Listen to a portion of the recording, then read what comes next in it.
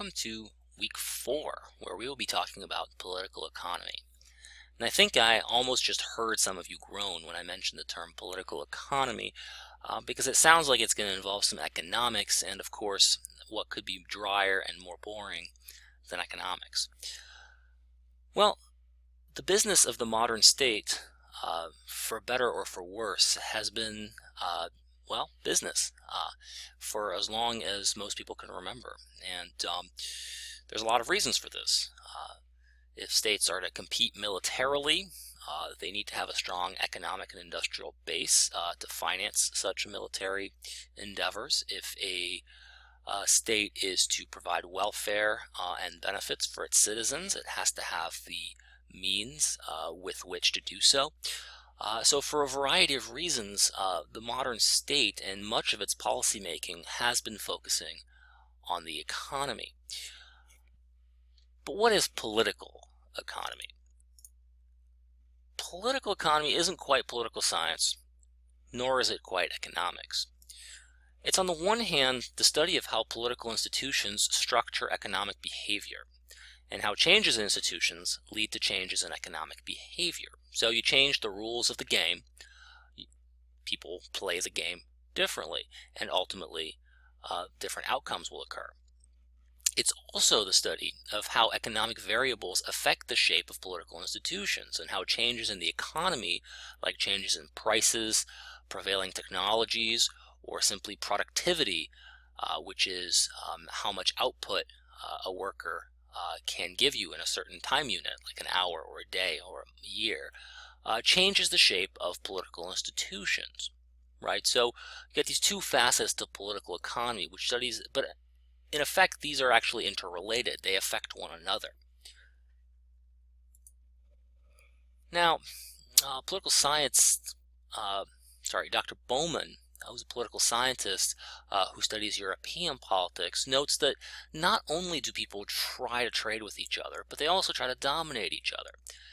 If I can control government, I can use it to force my interests over those of other people.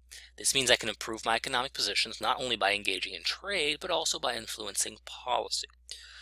What this means is that because most people are assumed to want more than less, most people are assumed to want more money, there are two essential broad types of strategies, two types of strategies that you can use to enhance your economic position. One, you go to the market. You produce more efficiently, you outcompete people. Or you try to outcompete people in the political arena. You try to change the rules of the game such that they will advantage you and not your competitors. Now, political economy doesn't just study public policy. It wants to know how public policy gets determined. How do the rules of the game, combined with the economic interests of the players, help shape our public policy? So in some sense, it's an extra level of abstraction above public policy. Public policy is the study of how changing rules in specific industries or in specific areas like healthcare or education changes outcomes in those areas, healthcare and education. Political economy takes a broader perspective. So for instance, a political economy question might try to consider how healthcare and education policy overlap, right? Do healthier students end up learning more? If we make more investments in health, can we improve not just health outcomes, but educational outcomes? And vice versa, if we educate people more, will they make better health choices, leading to decreased future healthcare costs? So these kinds of questions are political economy questions because they consider the interrelationships of many kinds of public policies, as well as their determinants. Can they be changed, or is everything essentially predetermined? Are countries with a certain level of income per capita and a certain level of education doomed to have a certain kind of policy and not some other?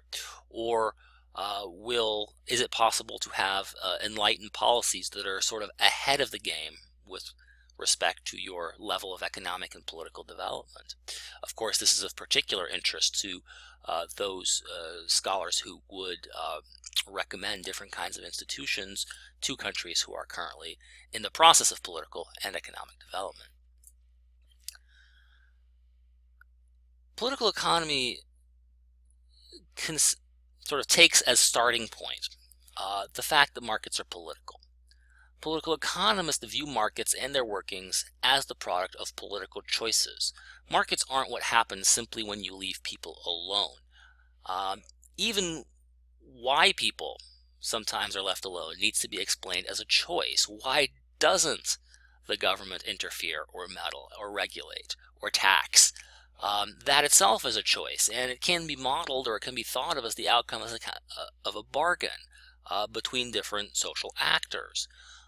So political economists don't tend to view the market in a vacuum, right, in the sort of brute lens of supply and demand, like economists model it, but tend to view how markets are structured, what kind of rules are operative, and what kind of limits there are to the market as a political process, as one that is decided at a higher level, shall we say, than just producers and consumers interacting within a market. So when we study comparative political economy these days, we're primarily studying comparative capitalism. If we'd taken this course 30 or 40 years ago, you might have been studying capitalism versus communism, but the communist economic model has largely collapsed. Even in the countries where it's still nominally practiced, like China, it's not clear that you're really talking about a communist economic model anymore. Markets are alive and thriving in China. So what does capitalism mean to you? When someone says the word capitalism, what images does that conjure up in your mind? And let me give you a few seconds to think about the term for a second.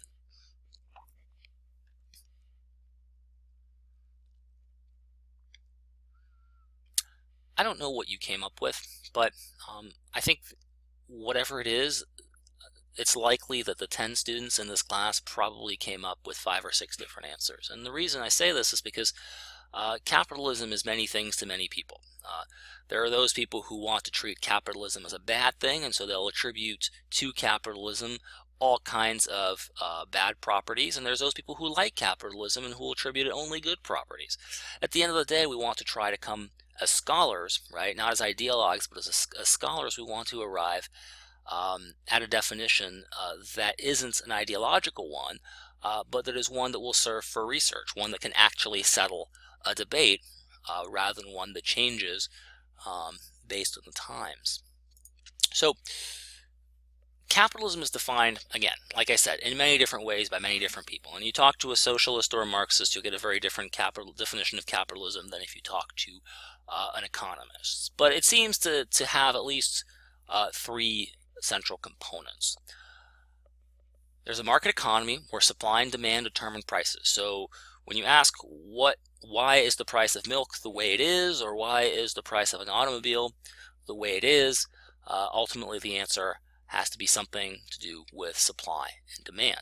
2, you have to have private property rights. That is to say, the means of production, the tools with which people create or in some cases destroy income and wealth are in private hands rather than under the control of some bureaucrat. And finally, a system of wage relationships. That is to say that there are interactions between workers and their employers that are largely private, where the exchange is usually a wage for service or for time.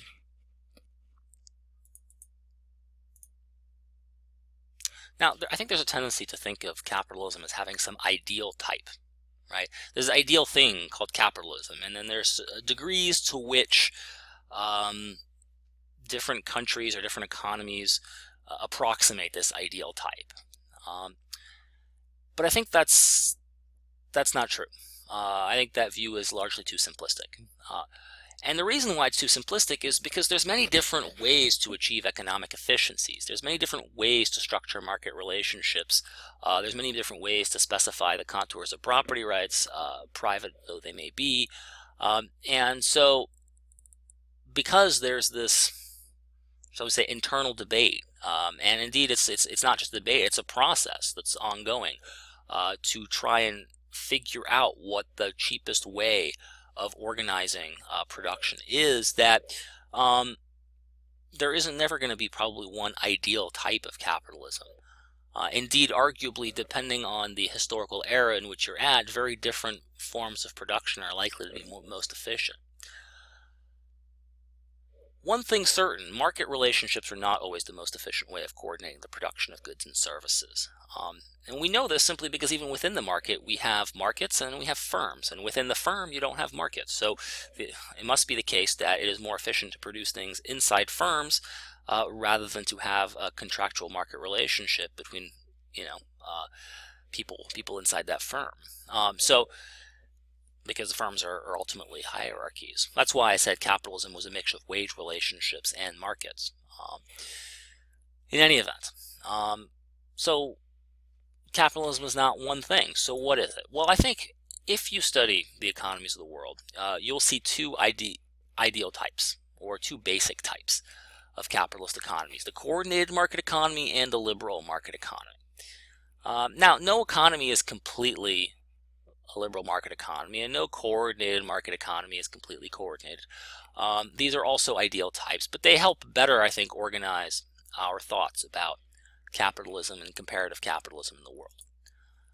Now, both types of economies use a mix of political and economic institutions to try and achieve economic efficiencies. So in both types of economy, the bottom line is to make the most efficient use of a country's resources, to get the most income for a given level of inputs. Right? So in both cases, the bottom line is efficiency, not something else. Right? So it's not the case that one is more socialistic or one is more liberal than the other. The bottom line is brute efficiency. And it's debate, and it's also a conversation in some ways between different countries concerning different ideas about how to maximize a country's resources. So LMEs, liberal market economies, tend to use markets and contracts whenever possible to structure relationships. So markets between firms and contracts within firms and between firms in order to structure economic relations. Coordinated market economies make more use of non-market institutions. Non-market institutions include, of course, the government, but not just the government. It will include trade associations, unions, associations of employers at a peak level, and any number of civil society groups that might actually, banks as well, actually. Although banks are market institutions, but they may be used in a non-market capacity. So again, you're using a very different mix of social actors in order to try to achieve production efficiencies. Now, the LME is the ideal type you see in neoclassical economics. Probably, if you've taken an economics course, you've probably only studied liberal market economies. Certainly in the United States, that would be the case. But note that if you took an economics course in Germany or Japan or even France, you would get a very different sort of education. You would learn about liberal market economies, but you would also probably learn something about coordinated market economies. In the United States, almost a paradigm of the liberal market economy, you often don't learn about CMEs so much. The US and the United Kingdom tend towards being liberal market economies. In liberal market economies, relationships between producers and consumers, producers and suppliers, employers and employees, creditors and debtors are all regulated by the laws of supply and demand and contract law. The idea is that individuals will negotiate individual arrangements and trade right up until the point where no one wants to make a deal anymore. And since no one can be made better off without someone else being worse off, then something called Pareto optimality has been achieved. This is something named after an Italian economist, Vilfredo Pareto, who basically noted that at some point nobody wants to trade anymore. Everybody's got what they want, and what that means is that nobody can be made better off without making somebody else worse off. So there's no more win-win trades available. That's Pareto optimality. Right, so the idea is to encourage people to trade up until that point, and once you've done that, you've done as much as you can do. Coordinated market economies work somewhat differently. And the coordinated market economy attempts to use government to help economic actors, and that's not just firms, but it's also unions and associations of businesses, not just to compete, but also to coordinate, that is to cooperate, to save on costs. Again, the paradigms here are Germany and Japan in slightly different ways. The idea here is that with competition comes some amount of waste and some foregone opportunities. So let me give you an example. An example of waste is when two companies are competing to be the first to innovate a new product, right? So Samsung and Apple are perhaps working to develop a new smartphone and end up working on the same technology. From a societal point of view, in some sense, they're doing the same thing twice.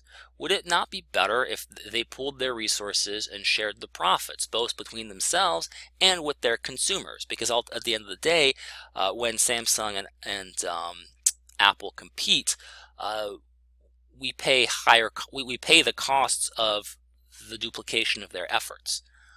So the idea again here is that products will be cheaper and resources will be used better if on some margins competitors could cooperate in order to produce social efficiency. So from a social standpoint, scientists, so let's say the engineers that in the United States are being employed by Apple and Samsung to develop essentially the same product. Perhaps some of those could then be reallocated to some other engineering task that is worthy of development, and thus we would get both the benefits of the R&D and some other engineering benefit on top of that. An example of a foregone opportunity is when a worker, for example, doesn't invest in a set of skills because the risk of over-specialization leaves the worker vulnerable to changes in market conditions, right? So there are some kinds of skills that are very much related to certain kinds of technologies. Imagine that there's a machine, and the machine is only employed by a couple of companies throughout the world. It's an important machine. It produces very valuable goods, and if you become an expert at that machine, you will be making a lot of money. But of course, if technology changes and that's the only thing you know how to do, you're going to be out of work for a while, and you will have to invest in a completely new set of skills. Now, from society's point of view, output would be increased if people took the time to invest in that specialty, in that machine, and in knowing how to operate that machine. But individual workers are going to be leery to take such a risk because the pay might be good for a while, but the worry is the technology will evolve. And of course, if everybody thinks that way, right? If everybody thinks, oh, I'm not going to specialize in any given machine because if technology changes, I'm going to be out of work. If everybody thinks that way, then nobody invests in the skills, which means society does not ever benefit from the possibilities of that machine. So what can happen is that if the government or an employer can induce the worker to invest in these skills, society will be better off. And in order to make the inducement, it can't just be that the pay could be better, or it could be that government supplements the private wage, or it could be that government rewards or asks the employer or forces the employer to reward the worker in other ways than just money. For instance, by job security, investing in their education, subsidizing their education, that's the most common way, and things like that. Okay, so that was a quick and dirty introduction to coordinated and liberal market economies. I'll have more to say in subsequent lectures.